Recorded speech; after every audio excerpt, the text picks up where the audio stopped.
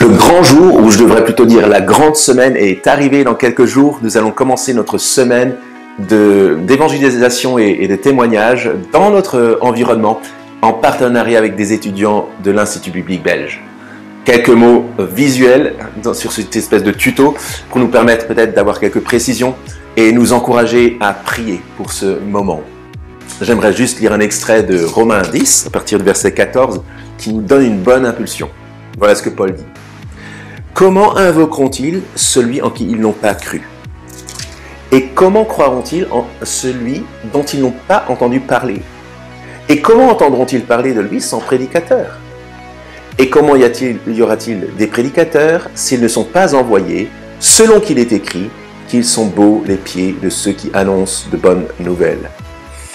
Alors je ne sais pas de quelle couleur sont vos pieds, mais ce que Paul dit, c'est que ceux qui se lancent dans l'annonce de l'évangile sont beaux aux yeux de Dieu.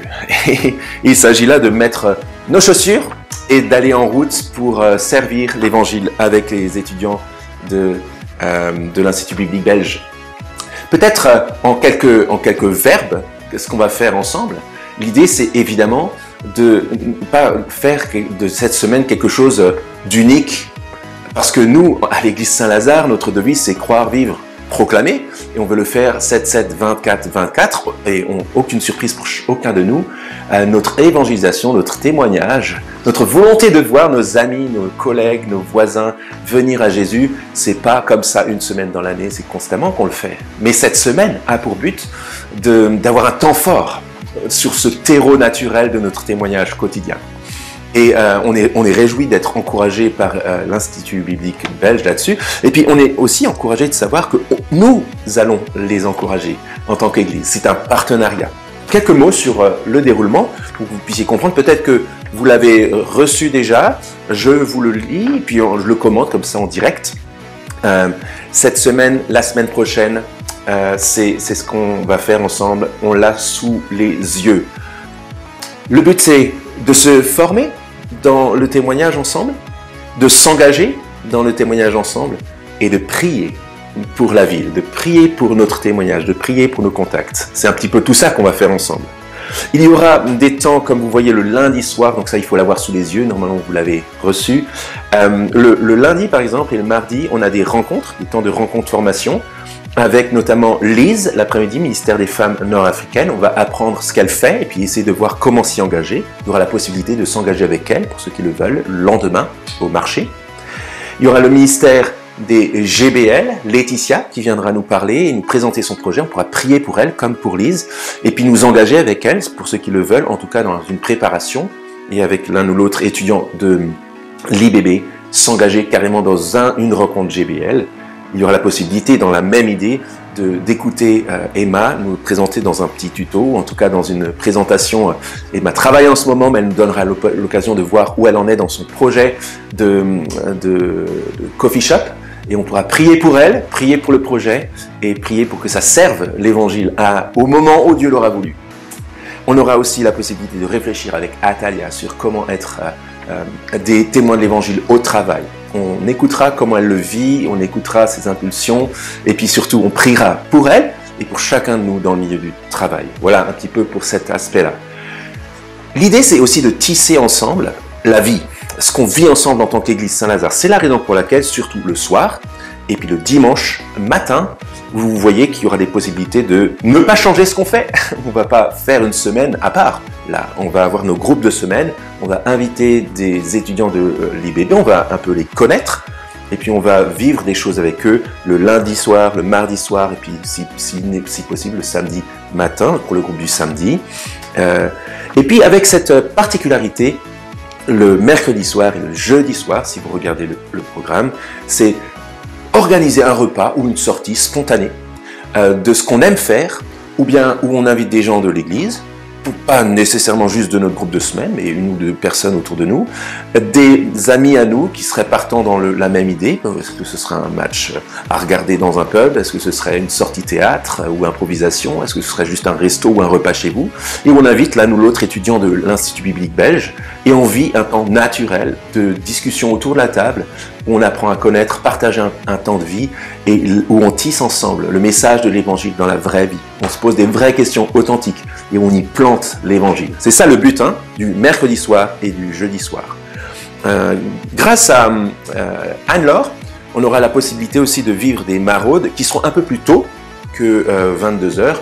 Mais l'idée, c'est d'aller à la rencontre et de servir la ville aussi, et de servir les plus démunis pour apprendre à ouvrir nos yeux sur ceux qui ont des besoins matériels et de manifester notre amour et peut-être de changer notre regard quand on court dans notre journée, dans notre semaine, au milieu du métro boulot dodo.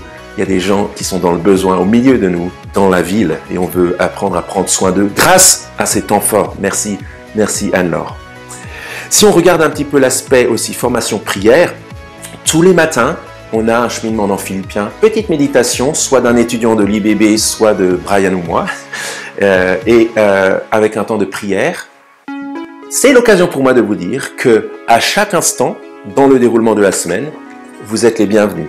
Bienvenue pour manger, bienvenue pour partager. Si vous voulez prendre une demi-journée ou une journée complète de RTT, je ne sais pas si certains l'ont déjà fait, je crois que certains l'ont déjà déposé, mais si c'est encore possible, faites-le, ou si vous avez un temps de libre, engagez-vous et invitez aussi, venez partager ces temps-là. La base arrière de cette semaine sera cet appartement-là, chez nous, chez la famille Koning, on mangera la plupart des repas, on vivra des temps de prière avant de partir. Et à propos de prière, ça me donne l'occasion de vous présenter les marches de prière. Peut-être que c'est quelque chose de bizarre pour vous et peut-être que vous le faites aussi naturellement par ailleurs. L'idée, c'est de marcher dans la rue et de voir comment on peut prier ensemble pour les choses qu'on traverse dans la rue. Tel endroit où l'un ou l'autre de l'église travaille, on prie pour lui, on prie pour son témoignage. Telle mairie, telle école, telle église, on prie que l'évangile soit annoncé ou alors que la ville soit bien servie, on prie pour nos autorités. Tel quartier dans lequel l'un ou l'autre d'entre nous habite et on prie pour son témoignage. Et puis on s'arrête, et puis on voit les gens passer, on arrive à la gare Saint-Lazare, on apprend à prier pour les gens qui convergent et qui transitent là en disant « Seigneur, cette foule qui ne te connaît pas encore, cette immense foule qui ne te connaît pas encore, on prie pour eux, on te demande vraiment qu'ils rencontrent Jésus. » Et puis c'est l'occasion aussi d'ouvrir nos yeux, et de la même manière que pour la maraude, mais pour l'évangile aussi, pour tous.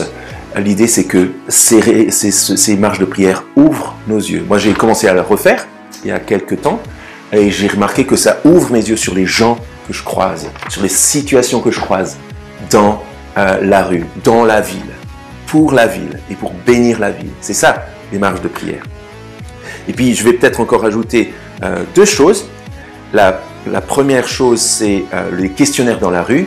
Ce sera très simple. L'idée, c'est juste d'aller rencontrer des personnes qui veulent bien s'arrêter pour nous donner 5 mots sur la vie, 3 mots sur Dieu, 1 mot sur Jésus. Et puis on discute ensemble. Réfléchissez-y pour vous. Qu'est-ce que vous répondriez à ça? 5 mots sur la vie, 3 mots sur Dieu, 1 mot sur Jésus. Et puis l'idée, c'est de tisser dans ces discussions des rencontres qui, nous le prions, conduisent aux gens à se poser des bonnes questions concernant Dieu et Jésus. Et ça nous conduit au vendredi soir, au dîner aux Flams, où on a des menus tout à fait abordables, où on a privatisé le Flams, à partir de 20h, le vendredi 25. Et l'idée, c'est que dans une bonne ambiance, on pose des questions un peu ludiques au début. On discute autour des tables sur la question ludique que je poserai à tout le monde. Ensuite, moi, je présenterai le point de vue biblique de 5 mots sur la vie, 3 mots sur Dieu, 1 mot sur Jésus. Et puis ensuite, discussion autour des tables pour discuter, réagir librement sur ce que j'aurais dit depuis devant. Le flamme, c'est à nous ce soir-là. Les tartes flambées seront faites pour nous. Et c'est l'occasion pour nous non seulement de venir seuls, mais s'il vous plaît, priez, engagez-vous, osez engager une conversation, des invitations auprès des personnes dans votre entourage. Invitez-les à venir. Voilà, je crois que j'ai dit les plus grandes lignes. Donc on veut ensemble se former et s'encourager au témoignage. Cette semaine serve pour notre quotidien. L'idée, c'est que maintenant, on prie, on se prépare à se former, à s'engager pour cette semaine. Maintenant, pendant la semaine, et puis bien sûr, après cette semaine. Que le Seigneur vous bénisse. On se réjouit beaucoup de vivre ce temps ensemble. Que le Seigneur bénisse l'œuvre de nos mains, comme le dit le psaume 90. À bientôt!